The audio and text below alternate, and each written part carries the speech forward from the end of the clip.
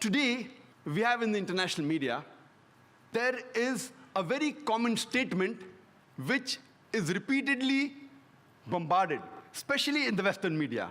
And that statement is, all Muslims are not terrorists, but all terrorists are Muslims.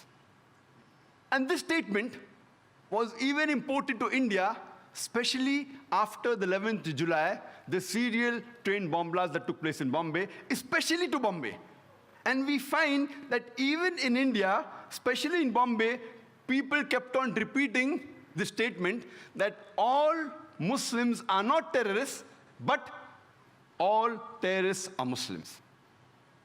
Let us analyze today what do the historical records tell us, and what does the data on terrorist attack that is available in world history, what do they tell us? When we look at the records, in 19th century, we can hardly find any terrorist attacks have been done by Muslims. Time does not permit me to speak about the details of the attacks taking place in the 19th century. I'll just mention a couple of them. We know that in 1881, Tsar Alexander II of Russia, he was assassinated. He was traveling in a bulletproof carriage in St. Petersburg Street. There was a bomb that kills innocent 21 bystanders. He comes out of the bulletproof carriage, another bomb comes, and he's killed. He was not killed by a Muslim, he was killed by ignorance. He was a Pole from Burbusk. He was a non-Muslim, he was an anarchist. We know in 1886, there was a bomb blast that took place in the Haymarket in Chicago during the labor rally. And 12 innocent people were killed. One amongst them was a policeman by the name of Dejan. Later on, 7 policemen were injured and they died in the hospital. The people responsible for this act, they were not Muslims, they were 8 anarchists, all of them non-Muslims.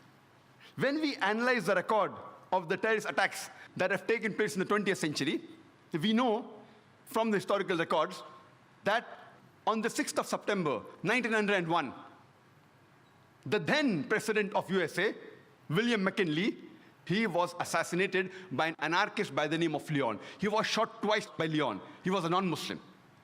On the 1st of October, 1910, there was a bomb blast that took place in the Los Angeles Times newspaper building, in which 21 innocent people were killed.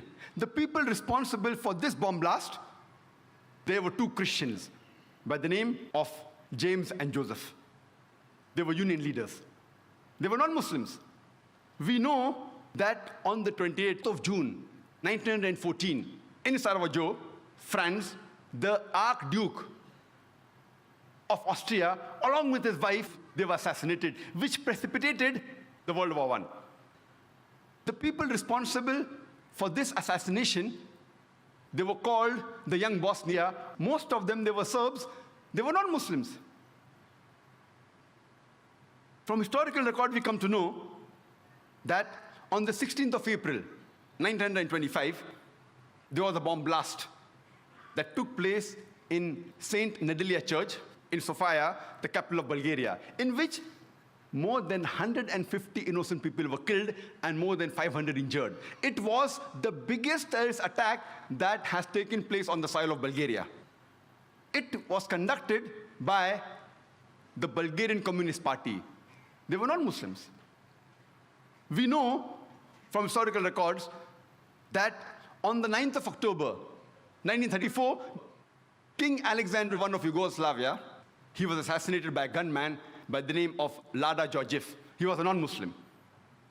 The first US plane to be hijacked, it was not by a Muslim, it was by a non-Muslim by the name of Ortiz. He hijacked the US airliner to Cuba, and he later on got their asylum. When we go to the records of terrorist attacks done, we come to know that in the year 1968, the ambassador to Guatemala, he was assassinated by a non-Muslim. In 1969, the ambassador to Japan, he was knifed by a Japanese, a non-Muslim. The ambassador to Brazil in 1969, he was kidnapped by a non-Muslim. The famous attack, the Oklahoma bombing, which took place on 19th of April, 1995, where there was a truck loaded with a bomb, which rammed into the federal building in Oklahoma, which killed 166 innocent human beings. And hundreds other were injured. Initially, it came in the press, Middle East conspiracy, for days together. Later on, they came to know it were two right-wing activists, Christians by the name of Timothy and Terry, who were responsible for the bombing of the federal building in Oklahoma. But when this news comes, it comes for a couple of days and then it vanishes. But before, for several days, Middle East conspiracy, Middle East conspiracy. After World War II, from 1941 to 1948, in a span of 8 years, 259 terrorist attacks were conducted by Jewish terrorists.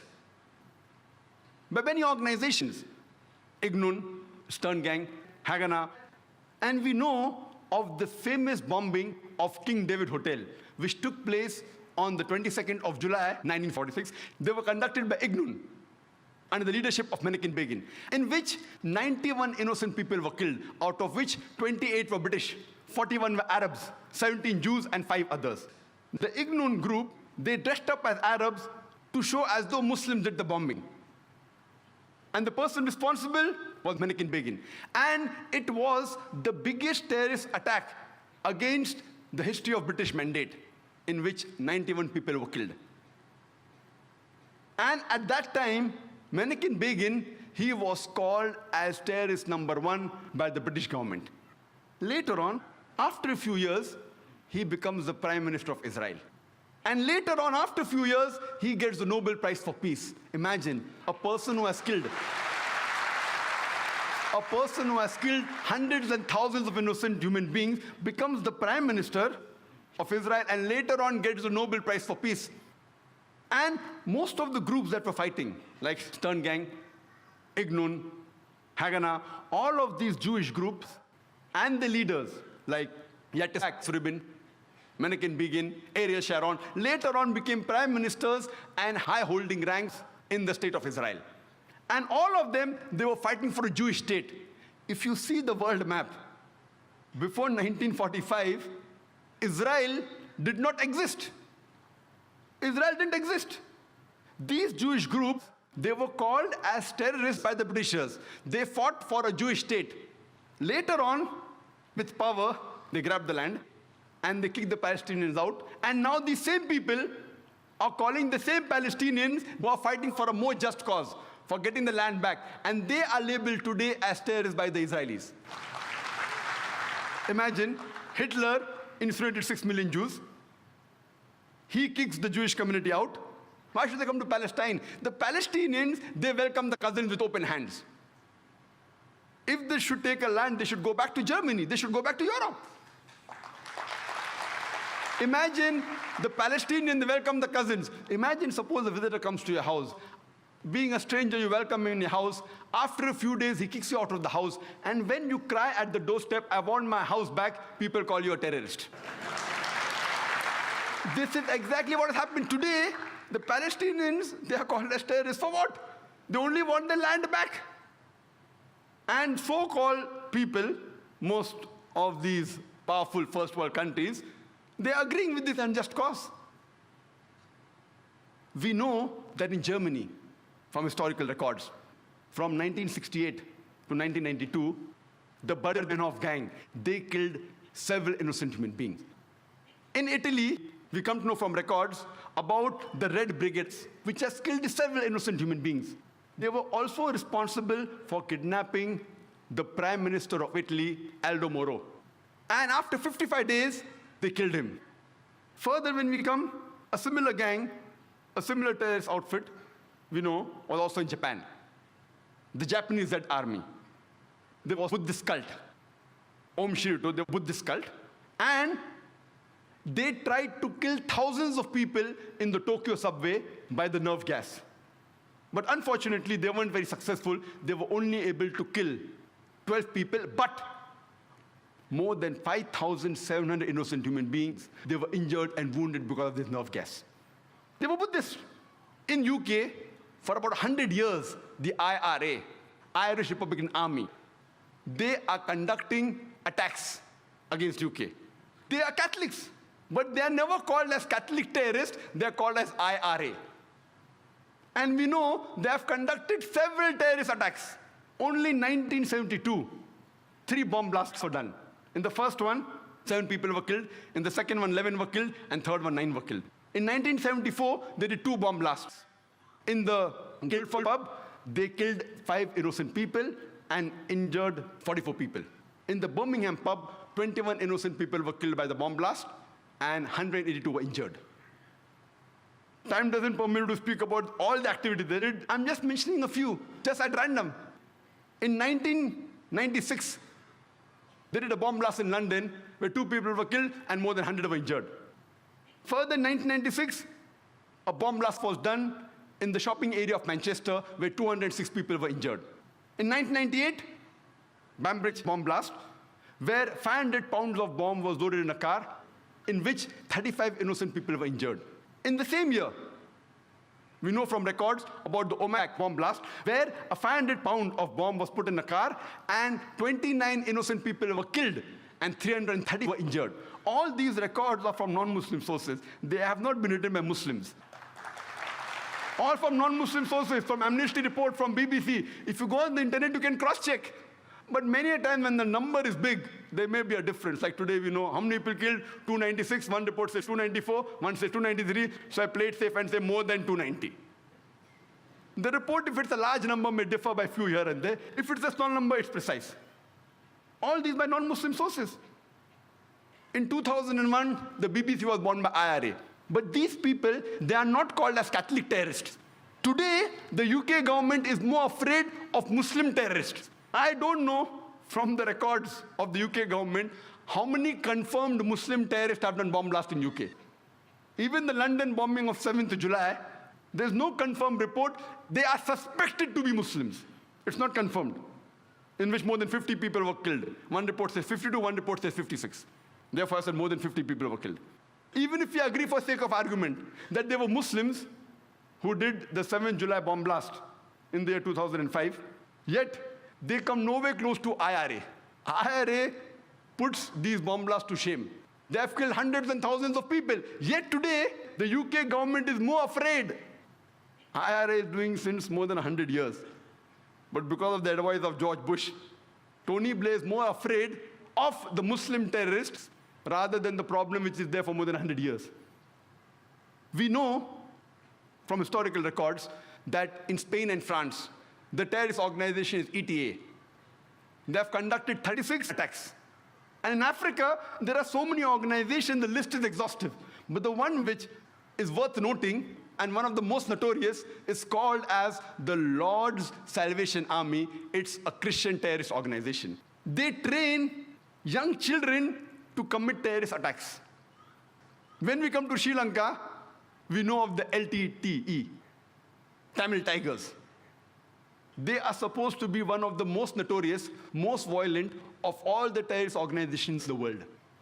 They are the people who are experts in suicide bombing, and they even take help of children. They train them, and they let them take part in suicide bombing.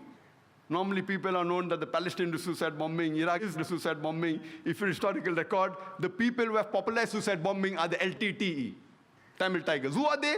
They are Hindus. But the Indian report doesn't say Hindu terrorists, they say LTTE. When we come to India, many a times, most of the terrorist attacks that we hear of, majority of them, they talk about Kashmiri militants. Whether the attacks are right or wrong, we can discuss some other time. But how many times do we hear?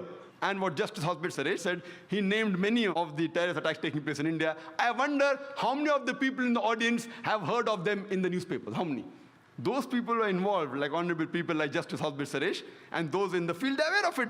But the general masses, we aren't aware of it. Whenever terrorist attacks are talked about, most often they're talked about Muslim terrorists. Why? In India, there are terrorist organizations belonging to almost all different religions. Almost all. We know of the Sikh terrorist organization, Bhindranwala Group, in Punjab. We know that the Indian government, on the 5th of June, 1984, they took over the Golden Temple. in which 100 human beings were killed. In retaliation, a few months later, on 31st of October, 1984, the then Prime Minister, Srimati Indira Gandhi, she was assassinated by one of her security guards who was a Sikh. If you go to the South Asian terrorism portal site, not run by Muslims, run by non-Muslims, and you see the list of terrorist attacks done by all the people, the Muslims are in a minority. But that's never highlighted in the media. If you go to northeast of India, if you go to Tripura, the Christian terrorist organization exists, like ATTF, All Tripura Tiger Force, NLFT, National Liberation Front of Tripura. They're Christians. They have killed several Hindus. Reports, if you go on the site, 4 Hindus killed, 8 Hindus killed. On 2nd October 2004, 44 Hindus were killed and several were injured by this group. They were Christians. In Assam, Ulfa. Ulfa alone, in a span of the past 16 years, from 1990 to 2006, they have conducted successfully 749 terrorist attacks. They will put the Kashmiri militants to shame. 749 confirmed terrorist attacks. But when we read in the newspaper, we only know about the Kashmiri attacks. And I remember a couple of years back, I'm called, alhamdulillah, by God's grace, by several parts of India, from several parts of the world. I had many invitations from Kashmir, but is it the right time to go, yes or no? Finally, in September 2003, I decided to go to Kashmir. And there I gave a talk in Srinagar, and they told me, the organizers, that in the past 14 years, first time the government gave permission for a public talk. And they organized my talk in polo grounds in Kashmir, in which 100,000 people attended. In all this turmoil. And the government gave me security. I was wondering, why are these people with machine guns with me? I went off to the various sites, Gulmarg, Pahalgam, gave talks, etc. Fine. I didn't think it was required. Later on, I happened to go to Assam to give talks. And the moment I land on the airport, I find security guards around me. I said, why? And there, I thanked God. Alhamdulillah. If they would not have been there, I wouldn't have come back here. I did not know. I did not know that so many terrorists are there in Assam. The Ulfa are trained only to target the Muslims. They are Hindus. How many times does the press, the media report about them? Because it's not tantalizing. These reports may come in the news brief. It does appear. News briefs, how many people note it? Never in the headlines. In news briefs. Amongst the organizations, terrorist organizations, the Naxalites. We know of the Maoists. The Maoists are communist. #1 terrorist attacks that have been done in India, maximum are by the Maoists. Only in Nepal, in the past 7 years, they have conducted 99 terrorist attacks. And out of the 600 districts in India, according to the Indian government, according to the site on terrorism, they say that they are present in 150 districts of India. They have done terrorist attacks in 1/3 parts of India. #1, if you compare the people they have killed, the attacks they have done, compared to the Kashmir militants, it's no way comparable. The Maoists are a bigger danger for India, but yet we find that the government is more afraid of the Muslim terrorists. Why? The reason is George Bush. Just a couple of days back, on the 9th of September, an article came in Times of India, not on the front page, inside, but quite a big article, that 875 rockets, a haul of ammunition, 875 rockets, which were supposed to be supplied to the Maoists, they were intercepted. And they were confiscated. And 30 rocket launchers. Imagine, it is the biggest haul in the history of India that any terrorist organization that the government has caught. 875 rockets. They can wage a war against the Indian army. And the DGP of Andhra Pradesh in Hyderabad, he was shocked. He said that with these rocket launchers, they can attack any police station, any tanks of the Indian government from a distance of 600 meters. From more than half a kilometer away, they can attack the Indian tanks, the Indian police station, and you can't do anything. Rocket launchers. Yet we see people are more afraid of people who have a beard, people who are wearing a cap, people who have trousers above the ankle. Are they more dangerous than the rocket launchers?